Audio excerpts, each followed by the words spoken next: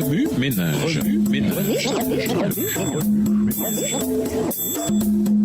Bienvenue dans votre émission Remue ménage. Nous voilà le lundi 18 avril, la foi qui marche.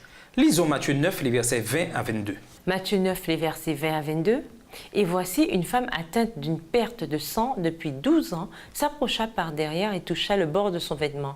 Car elle disait en elle-même, si je puis seulement toucher son vêtement, je serai guérie. Jésus se retournait et dit en la voyant, prends courage ma fille, ta foi t'a guérie. Et cette femme fut guérie à l'heure même. Un centurion romain demanda au chef juif de demander à Jésus de guérir son serviteur malade. Alors Jésus s'en alla avec eux. Il n'était pas loin de la maison quand le capitaine envoya des amis pour lui dire « Maître, ne te dérange pas, je ne suis pas digne que tu entres dans ma maison. » Luc 7, verset 6. Le Sauveur poursuivit son chemin. Le centenier vint en personne achever son message disant « Je ne me suis pas cru digne d'aller en personne vers toi, mais dis seulement un mot et mon serviteur sera guéri. » Je représente la puissance de Rome et mes soldats reconnaissent mon autorité comme suprême. Ainsi toi, représentes-tu le pouvoir du Dieu infini et toute créature obéisse à ta parole. Dis un mot et mon serviteur sera guéri. Le paralytique à Capernaum entendit parler lui aussi des œuvres de Jésus. Il désirait surtout être délivré du fardeau du péché. Il désirait obtenir l'assurance du pardon et faire la paix avec les cieux.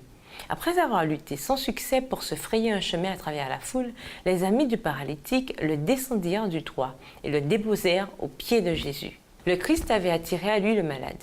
Maintenant, avec des mots doux, comme une musique pour les oreilles de l'auditeur, le Sauveur ajoute « Prends courage mon enfant, tes péchés sont pardonnés. » Matthieu 9, le verset 2. Ne demandant rien d'autre, il repose dans un silence paisible, trop heureux pour parler. Jésus était en chemin vers la demeure de Jairus pour ressusciter sa fille.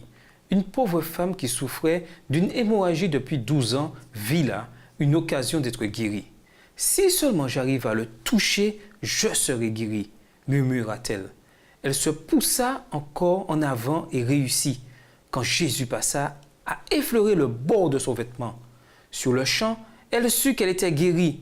Elle avait mis toute la foi de sa vie en cet unique attouchement. Instantanément, ses souffrances et sa faiblesse disparurent. Instinctivement, Jésus se retourna et demanda « Qui m'a touché ?» La femme s'avança vers lui en tremblant, s'attendant à une réprimande. Mais Jésus lui dit « Courage ma fille, ta foi t'a guérie. » Matthieu 9, le verset 22. Comme pour ces gens, l'argument sur lequel nous pouvons compter maintenant et toujours, c'est notre condition d'impuissance totale qui fait de sa puissance rédemptrice une nécessité. Au revoir. Et à demain si Dieu veut. Remue ménage.